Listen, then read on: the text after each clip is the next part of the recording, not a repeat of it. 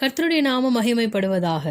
இன்றைக்கு நாம் தியானிக்க போகும் பகுதி ஆதியாகமம் 5ஆம் அதிகாரம், அதன் 21ஆம் வசனத்திலிருந்து 23ஆம் வசனம். ஏனோக்கு 65 வயதான போது மெத்துசலாவை பெற்றான். ஏனோக்கு மெத்துசலாவை பெற்ற பின் 300 வருஷம் தேவனோடே சஞ்சரித்து கொண்டிருந்து குமாரரையும் குமாரத்திகளையும் பெற்றான்.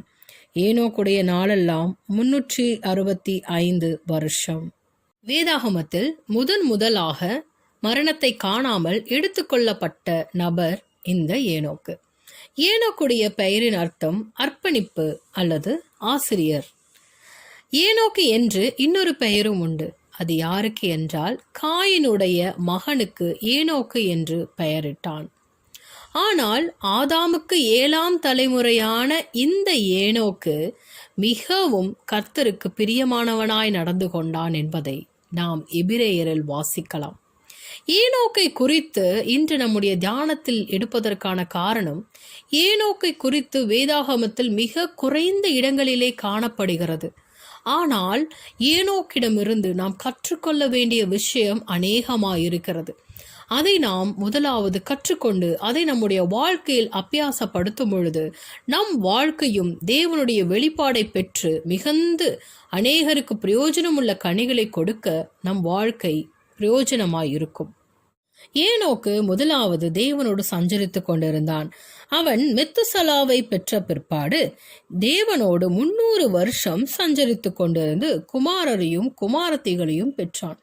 தேவனோடு உறவில் இருக்கும் மனிதனுக்கு குடும்ப வாழ்க்கை என்பது ஒரு தடையல்ல என்பதற்கு ஏனோக்கு நல்ல ஒரு உதாரணம். ஏனோக்கு மெத்துசலாவை பெற்ற பிற்பாடு கர்த்தரோடு சஞ்சரித்து கொண்டே இருந்தான். சஞ்சரிப்பது என்றால் என்ன? நடப்பது. எல்லா சூழ்நிலையிலும் கர்த்தரோடு கூட நம் வாழ்க்கையை பிரயாணம் செய்வது. நாம் எத்தனையோ பிரயாணங்களை மேற்கொண்டிருப்போம். ஆனால் தேவனோடு செய்கிற பிரயாணம் மிகவும் பயனுள்ளதாக இருக்கும். அந்த 65 வருடம் அளவும் ஏனோக்குக்கு பிரயாணம் எப்படி இருந்ததோ என்று தெரியாது. ஆனால் அடுத்த 300 வருடம் கர்த்தரோடு கூட பிரயாணம் செய்தான். அவன் பிரயாணத்திலே ஈடுபடும் பொழுது அநேக இடத்தில் அவன் சென்று கர்த்தரை பற்றி பறைசாற்றினான். அப்பேற்பட்ட மனிதனாக வாழ்ந்தான் இந்த ஏனோக்கு. அவனுடைய குடும்ப வாழ்க்கையை சரியாக இணைத்து கர்த்தரோடு இணைந்து அவன் இசைந்திருந்தான். அதுபோலதான் அவனுக்கு கர்த்தர் கொடுத்த பரிசு என்ன? முதலாக மரணத்தை காணாமல் அவனை கர்த்தர் எடுத்துக்கொண்டார். அவனுக்கு இந்த இடத்தில் ஒரு ரகசியம் சொல்லி கொடுத்தார். என்ன ரகசியம் என்றால், மெத்துசலா என்ற பெயரை தன் மகனுக்கு இடும்பொழுது அதன் அர்த்தம் அவன் மரணத்திற்கு பிற்பாடு அது நேரிடும் என்று. ஆம், மெத்துசலா 969 வருடம் வாழ்ந்தான். அவன் மரித்த பிற்பாடுதான் நோவா காலத்தில் அந்த ஜலப்பிரளயம் உண்டாயிற்று. மெத்துசலா மரித்த பிற்பாடே இந்த ஜலப்பிரளயம் உண்டாயிற்று. ஏனோக்கு தேவனோடு சஞ்சரித்து கொண்டு இருக்கும் பொழுது கர்த்தர் அநேக வெளிப்பாட்டை கொடுத்திருக்கிறார். அதில் ஒன்றுதான் ஜலப்பிரளயம் வரும் என்பதை. கர்த்தர் ஏனோக்கோடே சஞ்சரித்து கொண்டிருந்து அநேக வெளிப்பாடுகளை கொடுத்தார். அதே போல தன் மகனுடைய பெயரிலும் அவர் ஒரு வெளிப்பாட்டை கொடுத்தார். தேவன் அவனுக்கு அநேக வெளிப்பாடுகளை கொடுத்தார். அதுபோலதான் சஞ்சரித்து கொண்டிருப்பவன் வாழ்க்கையில் அவர் செய்த திட்டம் என்ன? அவன் மரணத்தை காணாதபடிக்கு அவனை உயிரோடே அவர் எடுத்துக்கொண்டார். இப்பேற்பட்ட ஒரு சிலாக்கியம் கிடைக்க வேண்டும் என்றால் நாம் தேவனோடு எப்போதும் சஞ்சரித்து கொண்டே இருக்க வேண்டும். தேவனோடு சஞ்சரித்து கொண்டே இருந்தால் கர்த்தருக்கு பிரியமான வாழ்க்கையை நாம் வாழுவோம். இரண்டாவதாக, ஏனோக்கு கர்த்தருக்கு பிரியமானவன் என்று சாட்சி பெற்றான். எபிரேயர் 11ஆம் அதிகாரம் விசுவாச பட்டியலில் விசுவாசத்தினாலே ஏனோக்கு மரணத்தை காணாதபடிக்கு எடுத்துக்கொள்ளப்பட்டான். தேவன் அவனை எடுத்துக்கொண்டபடியினாலே அவன் காணப்படாமற் போனான். அவன் தேவனுக்கு பிரியமானவன் என்று அவன் எடுத்துக்கொள்ளப்படுவதற்கு முன்னமே சாட்சி பெற்றான். தேவனுக்கு பிரியமாக இருக்க வேண்டும் என்றால் முதலாவது விசுவாசிக்க வேண்டும். இதுவரையிலும் ஆதாம் காலம் முதல் இந்த 7 தலைமுறைகளில் மரணத்திற்கு பிற்பாடுதான் ஒரு வாழ்க்கை இருக்கிறது, அது பரலோகத்தில் என்பதை ஜனங்கள் அறிந்திருந்தார்களா என்று தெரியாது.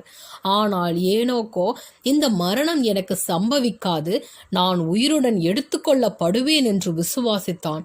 அவன் முதலாவது மரணத்தை காணாமல் நான் கர்த்தரிடத்தில் எடுத்துக்கொள்ளப்படுவேன் என்று விசுவாசித்தது கர்த்தருடைய பார்வைக்கு பிரியமாயிருந்தது. ஆம், தேவனுடைய பிள்ளைகள் விசுவாசம் இல்லாமல் தேவனுக்கு பிரியமாயிருப்பது கூடாத காரியம் என்பதை அறிந்திருக்க வேண்டும். அவன் விசுவாசித்தான், அதனால் அவன் காணப்படாமற் போனான். கர்த்தர் அவனை எடுத்து கொண்டார். விசுவாசம் என்பது கர்த்தருக்கு மிகவும் பிரியமான ஒன்று. அதில் ஏனோக்கு தரித்து நின்று கர்த்தரிடத்தில் பிரியத்தை பெற்றுக்கொண்டான். மூன்றாவது, கர்த்தர் ஏனோக்குக்கு தீர்க்க தரிசன வரத்தை கொடுத்து அவனுக்கு சகலவற்றையும் வெளிப்படுத்தினார்.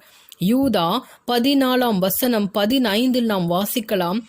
ஆதாமுக்கு 7ஆம் தலைமுறையான ஏனோக்கும் இவர்களை குறித்து இதோ எல்லோருக்கும் நியாய தீர்ப்பு கொடுக்கிறதற்கும் அவர்களில் அவபக்தியுள்ளவர்கள் யாவரும் அவபக்தியாய் செய்து வந்த சகல அவபக்தியான கிரியைகளின் நிமித்தமும் தமக்கு விரோதமாய் அவபக்தியுள்ள பாவிகள் பேசின கடின வார்த்தைகள் எல்லாவற்றின் நிமித்தமும் அவர்களை கண்டிக்கிறதற்கும் ஆயிரமான தமது பரிசுத்தவான்களோடு கூட கர்த்தர் வருகிறார் என்று முன்னறிவித்தான்.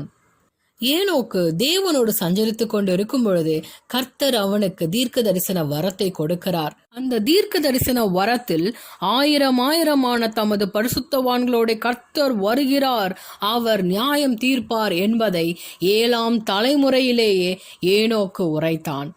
தேவனுடைய ஜனங்களுக்கு கர்த்தர் தரும் ஆசீர்வாதம். முதலாவது, நாம் கர்த்தரோடு சஞ்சரிக்க வேண்டும். நம்முடைய அனுதின வாழ்க்கையில் நாம் கர்த்தரோடு கூட சஞ்சரித்து கொண்டே இருக்க வேண்டும். 2ஆம் காரியம், நாம் தேவன் பேரில் வைக்கும் விசுவாசம். கர்த்தரில் நாம் விசுவாசமாய் இருக்கும் பொழுது அவருக்கு நாம் பிரியமான பிள்ளைகள் என்று சாட்சி பெறுவோம். 3வது, நம் எதிர்காலத்தை குறித்து கர்த்தர் நமக்கு வெளிப்படுத்தி தீர்க்க தரிசன வரத்தையும் நமக்கு தருவார். ஆம், இந்த நாட்களில் நாம் தீர்மானம் எடுப்போம்.